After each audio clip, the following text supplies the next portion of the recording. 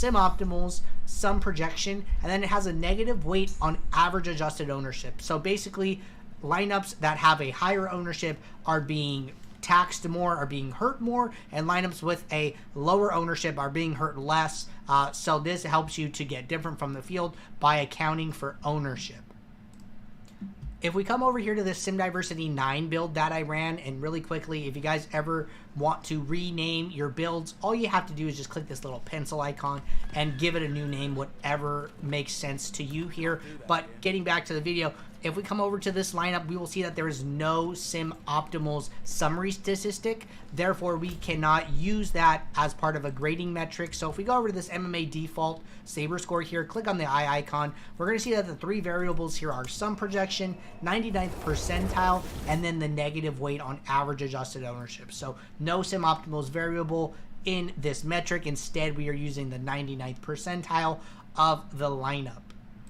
Lastly, you can come into your build settings here and see what type of contest SaberSim is saying Sim Diversity 10 is needed for and which ones it is not. So the single entry 1 to 10k entrance is Sim Diversity 9, and then if we go to 20 max, 10 to 50k, we're going to see that we bump up to Sim Diversity 10. So each version of this Sim Diversity of these Saber scores are going to be useful in different scenarios in different contest types overall.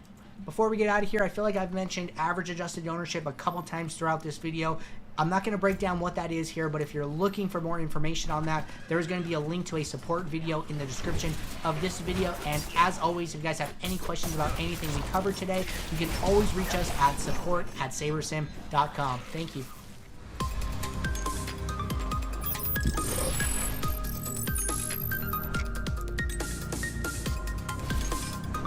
Oh shit, they did some shit.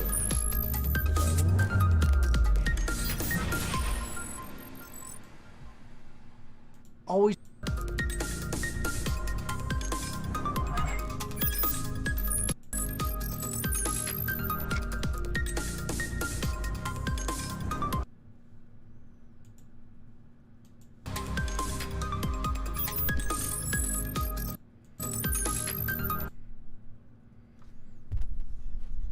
Oh, they're shady. Of course, gotta have giant squid.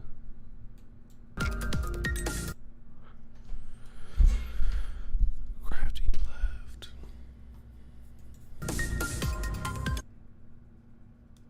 J Wolf dance. Epic problem.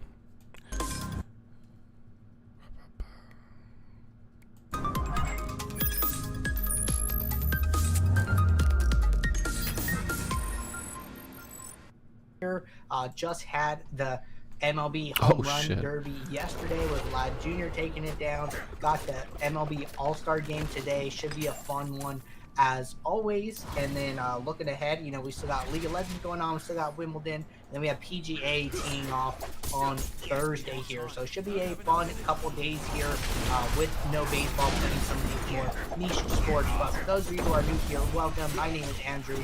I'm one of the coaches over here at SaberSim's show where we go over how to use the SaberSim app to answer any and all DFS related questions. Questions can come in via support. You can reach us at support@sabersim.com. Questions come in live in the YouTube chat, and questions also come in the Office Hours channel in our Discord server. If you're not in our Discord and want to join up, there is a link in the description below. Get access to all of our similar channels, get access to all of our individual support channels where members of the community and other SaberSim employees are going back and forth, giving feedback on different strategies and just different thoughts about DFS strategy overall here. So great place to hang out, in my opinion here. But with that being said, I'm going to get the app pulled up here. We have two questions to get started today. One of them in the Office Hours channel, one of them in the YouTube chat. So if anybody has any questions, now is a great time to get those in here. But we are just going to jump right in. First question from Hona Peanut said, in PGA, I've heard it's a good idea to condense your player pool to 30 to 40% of the field. When I run Sims for 150 max, it uses 100-ish golfers. What are your thoughts on how big your player pool should be for 150 max? So this isn't something I've particularly heard about myself here, but it's interesting to always do some type of, you know, experiment, I guess is the right word here. So let me like pull up my screen instead of just SaberSim here. So if you guys ever want to know how many golfers are in your pool, the way to check is go to download up here in the right, and you're going to open this file. And then bring the file over. What you can do here, right, is just look at the first golfer here, and then just go down. You know, just take that column all the way down, and then let me remove the question. In the bottom corner here, if you guys can see it, it says count, and it says 156. So what that tells me is that there are 156 golfers with a projection here, right? So the bottom golfer has a 0 projection, and looks like he has been ruled out, probably this through or something like that. So right there, I can figure out how many golfers are in the field for this week, and then if I go back, you know, I can just make a note of that really quickly, and then get SaberSim pulled back up. So then now, when I go to run a build, first thing I'm going to do, I'm just going to make 2 quick adjustments, 2 projections here to make my life a little bit easier, and then I am going to do a 150 max like we talked about. Usually these golf contests are anywhere from 10 to 50k is usually fine here. Just taking a peek at some diversity. Some diversity is at 9. And then for this one, I'm going to run 5,000 lineups. Well, I'm going to run a little less than that just to save some time. We're around 2,500. And then I'm going to build it, right? And then once we get into the post build, we can see, you know, how many golfers are being used, and then we can look at those golfers from a couple different perspectives, right? So one thing that I like to do is, you know, projections are very important in golf.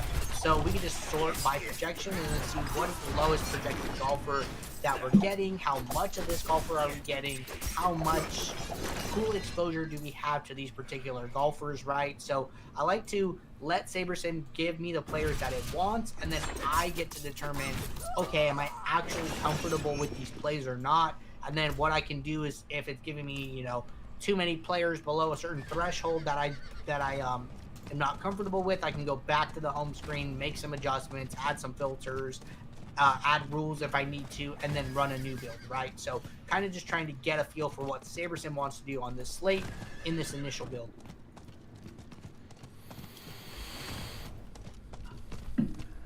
All right, build finished up, 150 lineups here.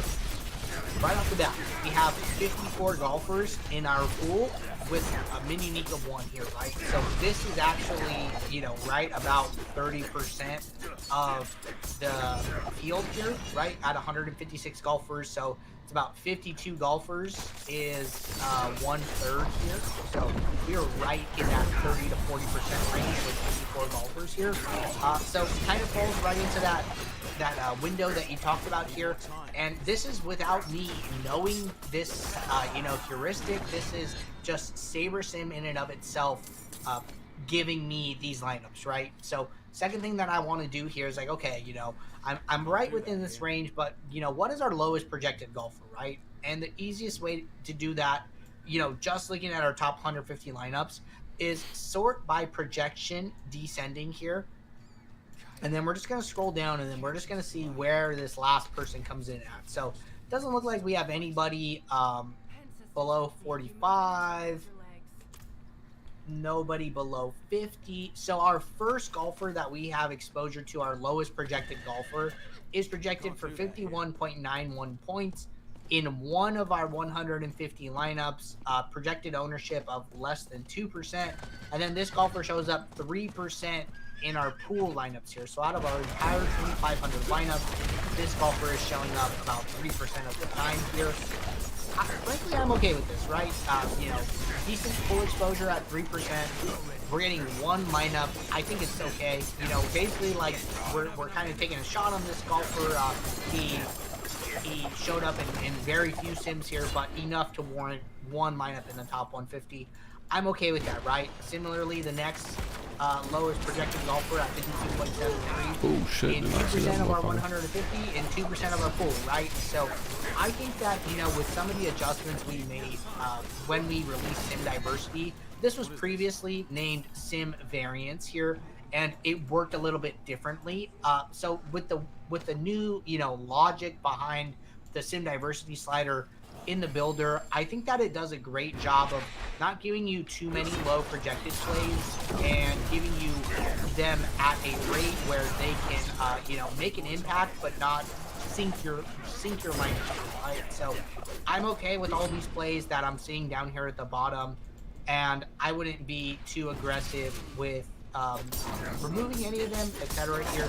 So I think this looks great. It falls right in your range. You know, this can be a little bit higher, right? If you start increasing your mini uniques here, I went from a mini unique of 1 to a mini unique of 2 here. That's taken me from lineup 150 down to lineup 225. I'm okay with that here, still in the top 10% of my pool overall. And I've increased my player pool from 54 golfers to 62 golfers, right? So getting a little wider with the golfer range here. So going back to your example, I would be really surprised to see 100 golfers being used, you know, in a default build here. Not to say that it can't happen, but I just think that number is just really high here. So, you know, maybe you had some type of rule set, maybe you're doing some other stuff in the home screen, I don't know, maybe like using custom projections or custom ownership that kind of led to that here. So just looks a little bit different than my build here, but ultimately I think that SaberSim is doing a good job of curating the lowest projected golfers and then giving you them either 1 sparingly or 2 not at all. So I'm seeing a lot of positive things from this default build here, and if you're seeing something different, you know, maybe it's some type of rule filter, custom projection, custom ownership, etc. So keep an eye out for those things. But if you have any more questions in relation to this question, just hit me back in the Office Hours channel, and I'll be happy to keep it rolling. All right, next question in the Office Hours channel from Scion Games. Question says, is there a way in large field MLB contests where I can just target 2 teams? I have tried this before, and at times I would get the error that my rules are too restrictive. What is the best way to tackle it? Good question here. So going to use Sunday's main slate as our example for this question here, since this is the last main slate that we had. And this was a 10-game main slate, so it should be, you know, big enough to be relevant for all different slate types here. So let's say that, you know, you want to target 2 teams, right? And what you want to say is something along the lines of, I want to use at least so there's a couple of different ways to do this. I'm not sure exactly what way you're trying to do this. The first way that comes to me is, hey, I want one of these 2 teams to be my primary stack in each of my stacks, right? So I want to have at least 4 stacks in every lineup, and from those 4 stacks, I want to use one of these 2 teams, right? So the way to do that would be come into lineup rules, do a stack rule. It's going to be rule type stack, selection method basic. I'm going to say stack at least 4. And then I'm going to change my eligible teams, right? So I'm just going to use the highest implied run total teams here. So I'm going to use Boston, let's say Boston and Toronto. So what I want to say is, hey, I want to use Boston and Toronto as a 4 stack, and then let SaberSim figure out, you know, other 2 stacks, one off, potentially 3 stacks here to fill up the rest of my lineup. So then what I would do is, under eligible teams, I would just make sure that the only 2 teams that I want are eligible for this rule. So that's Boston and Toronto. And then I'm going to hit save. And then now when I go to this rule, it's going to say stack at least 4 players from these 2 teams. And then when I run a build, it's going to be a 4 stack of Boston or a 4 stack of Toronto in every lineup. And then the key word here is at least. So this at least will allow for 5 stacks of those teams to be used. So that's one way to write the rule. Different way that you might want to approach this is saying, no, you know, I only want to use these 2 teams as stacks, and I want to use both of them as a stack in every lineup. I'm okay with SaberSim giving me different types of one-offs, right? So in that case, what I would do is I would probably write 2 rules here, and I'm going to assume, you could write this a couple different ways, but I'm going to approach this from the standpoint that you want at least a 3 stack of both teams in every lineup. So then what I would do is I would say stack at least 3, and then the team is going to be Boston only. So I have one stack at least 3 with Boston, and then I'm going to have a second one stack at least 3, and then I'm going to remove everybody except Toronto. So then now, when I write this rule, well, now I have 2 rules, right? They're technically both stack 3 players. And then just if you guys didn't know, if you guys create a rule that's like stack 4, we will auto give it a name. And then if you go in and change it to a different number, like stack 3, it's not going to update the name, so you just have to use the little pencil icon and manually update the name. So then now, when I build lineup, every lineup is going to have at least a 3 stack of Boston and at least a 3 stack of Toronto. So then this way would give me, hey, I can have 5 3s with Boston and Toronto. I could have a 5-3 with Toronto as the 5 and Boston as a 3. I can have 4 4s. I can have 4 3 stacks. I could have 3 3 stacks. I can have 3 3 2 stacks, right? So then this will make sure that both teams are used, and let SaberSim fill out the rest of your lineup here. So a couple different ways to go about this, but I think some variation of these, either 1 rule or 2 rules in combination, will allow you to do this here. And using rules is always going to be better than using team stacks here, or stack types, or something along those lines. The rules, frankly, just work better in my troubleshooting experience and my playing experience here. So use the rules, use some variation of those rule types, and that should get you what you're looking for. All right. Question from Ryan in the one in the YouTube chat and then one in the Discord. In the YouTube chat, Ryan said, CSGO is back this week. Great time to use Will's model. 100%, right? And, you know, if you guys aren't familiar with who Will is one of our data scientists on our model team. He's in charge of, you know, being part of the group of people that take care of all of our models, build all of our new models. So Will, when he came onto the team, he brought his CSGO model with him, and it is a great model, and he's very successful with it. A lot of users in the community are very successful with it. If you guys are looking for strategy on CSGO, you can find that over on the YouTube channel. Does CSGO even that popular guys, go to playlists, DraftKings? and then go to Daily Fantasy Esports here. So we have How to Beat League of Legends and CSGO, and then we have some other League of Legends specific content here. So check these out. They might be a little older, but in my opinion, they're still relevant for DFS Esports today. Alright, and then Ryan's question in the Opposite Hour channel was, I've been playing 1 to 2% of my bankroll for MMA, golf, tennis, NASCAR, and treating it like an NFL/NBA showdown because of the variance and the edges. I think that's totally okay here. And one thing that really stands out to me, you know, from this question is that NFL Showdown and NBA Showdown are both 6-player lineup formats here, and so is MMA, so is golf, so is tennis, and so is NASCAR, right? And the one thing that is very similar between most of these is that, you know, duplication becomes important as you shrink the lineup down, right? So big MLB classic lineup is 10-player lineup. All of these other formats are 6-player lineups, right? So the less players you're using in your lineup, usually the more ownership is going to condense, usually the more likely you are to be duplicated in your contest, right? So the only one that is really stands out differently for me is golf, and as the example that we did for the first question here is, you know, there's 156 golfers in the field for this week.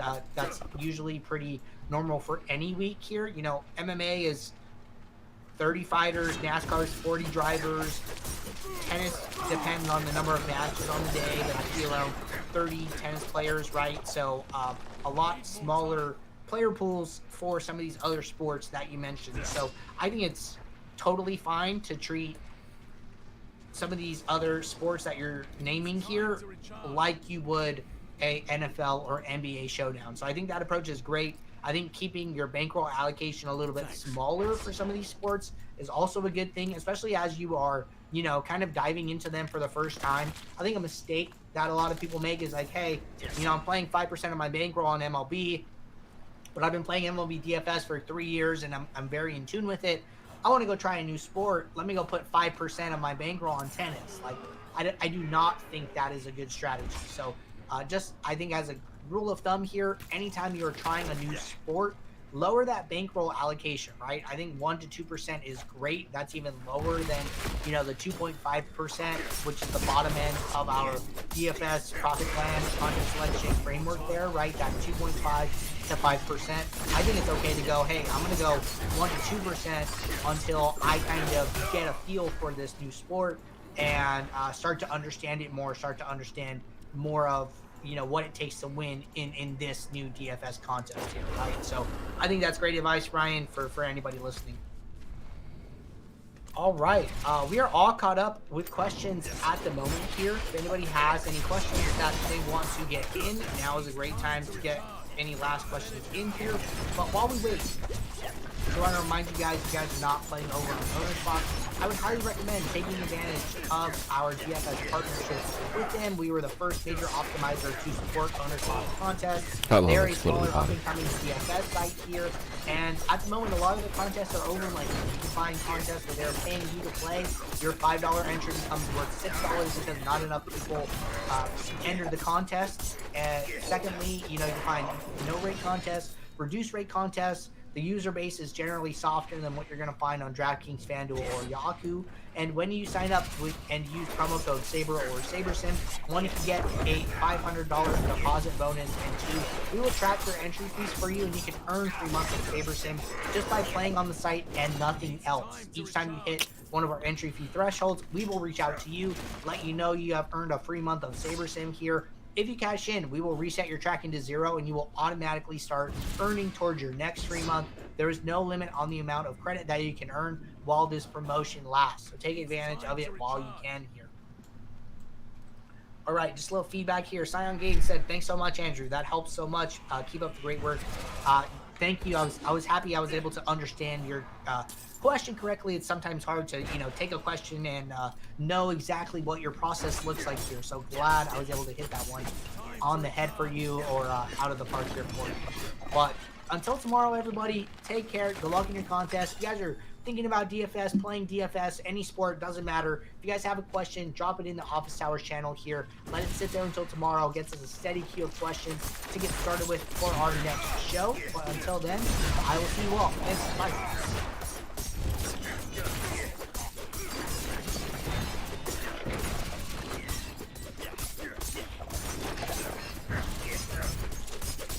All right, what is going on, everybody? Welcome back to another day of SaberSim's DFS Office Hours. It is Wednesday, July 12th of 2023 here. Looking ahead, we have PGA teeing off tomorrow. Looking forward to a nice long week of PGA, and then we have MLB returning on Friday here. So right in the middle of the MLB All-Star break, with the All-Star game happening yesterday. So just a couple more days until MLB DFS returns. But in the meantime, for those of you who are new here, welcome. My name is Andrew. I'm one of the coaches over here at SaberSim's show, where we go over how to use the SaberSim app to answer any and all DFS related questions. Questions can come in via support. Reach us at support@sabersim.com. Questions can come in live in the YouTube chat. Questions can also come in the Office Hours channel in our Discord server. If you're not in our Discord, there is a link in the description below to join up, get access to all of our similar channels, get access to all of our individual sport channels where members of the community and other members of the SaberSim team are interacting, giving and taking feedback on strategy type questions each and every day. So a great place to hang out and become a better DFS player. But with that being said, gonna get the app pulled up here. Looks like we have one question that came in via support, a couple questions here in the YouTube chat, and that is about it for the moment. So we're gonna knock these out, talk about these questions, but if anybody has any questions that they want to get answered, now is a great time to get those in the queue. So first question here from support says, hey guys, say I'm playing 60 contests. I don't know. This is a lot of contests. You're playing 60 contests, but I'm just going to read through this. 20 max lineups, 3 max lineups, and single entry lineups. What are the pros and cons of running one sim of 60 lineups versus running 3 sims based on each contest type and size? Thanks again. Okay, so the question was 60 lineups. I mean, 60 contests is definitely not out of the question here, but it just got me a little off guard there. So where I would start with getting an answer to this question is on our YouTube channel. We have what we call the DFS profit plan. It is a contest selection framework that we created through lots and lots of back testing for MLB season last year.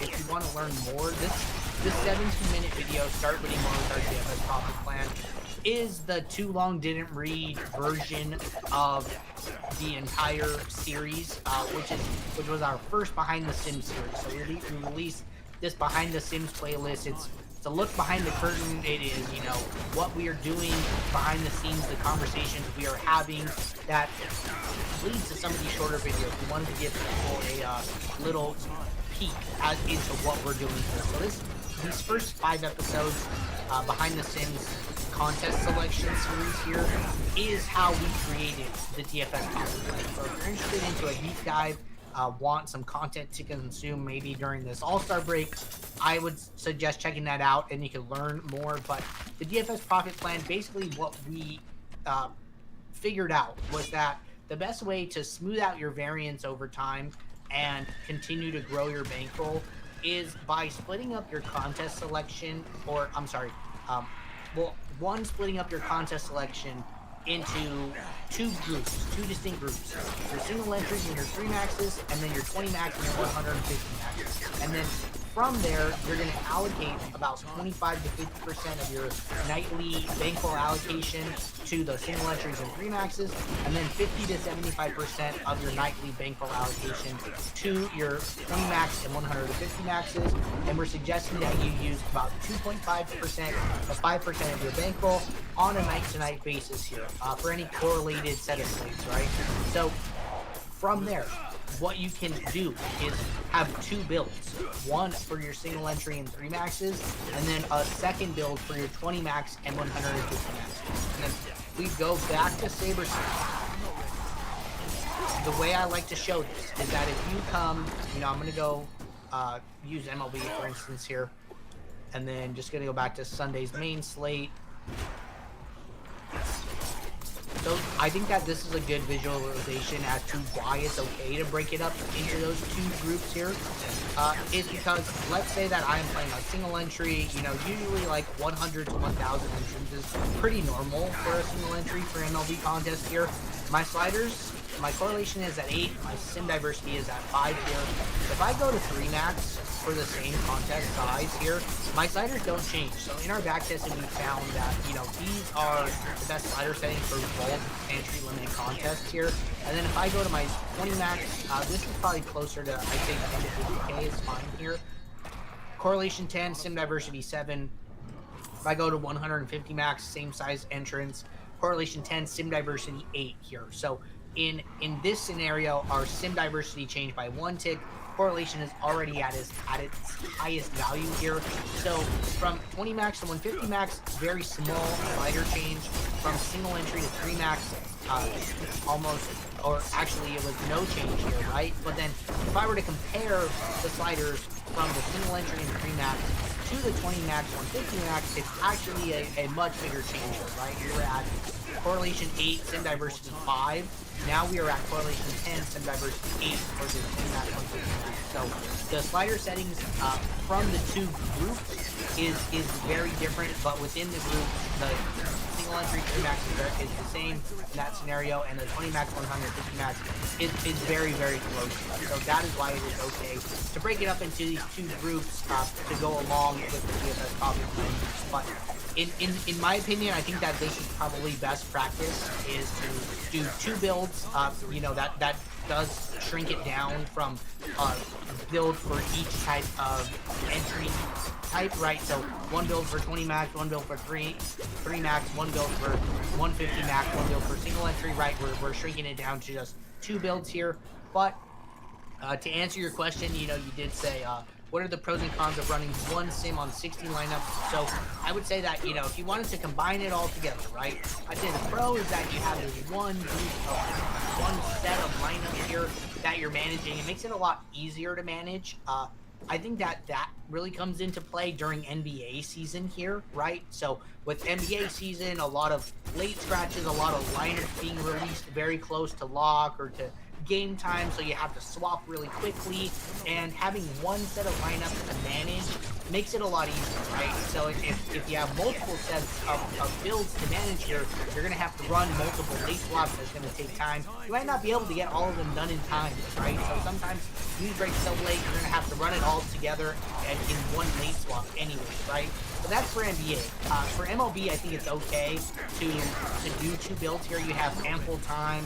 The lineups usually come out, you know, 3 hours to game start here, at least 2 hours, right? So lineups are released with plenty of time to run multiple builds, to run multiple late swaps if needed. But I think it's okay to run it as a single build here just for ease of management. But you know, you're gonna lose some of that specificity for optimizing your lineup set for the contest that you're playing by running it all together. So you're gonna have to find a balance, right? One way that you could do that is you can look at the slider settings for your 150 max, look at the slider settings for your single entry, and then set it somewhere in the middle, right? So if this was 8.5 slider settings for my single entries and 3 maxes, and then 10.8 for my 150 and 20 maxes, I could find somewhere in the middle, right? So maybe I do something like 9.7 where it kind of meets halfway, and then build with that settings, and then you know, just unique rank fill, unique random fill, whatever you want.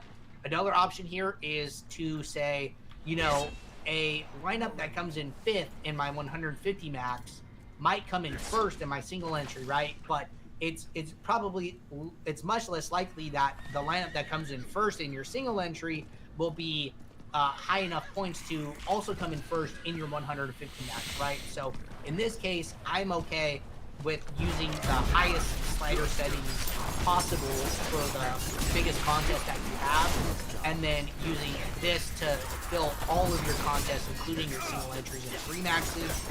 You know, you're giving up what I would say is, like, you might be over leveraged for some of your single entries and 3 maxes. You are building 2, what's the word I'm looking for? Maybe lineups that fade the chalk too much, lineups that are just maybe a little too aggressive.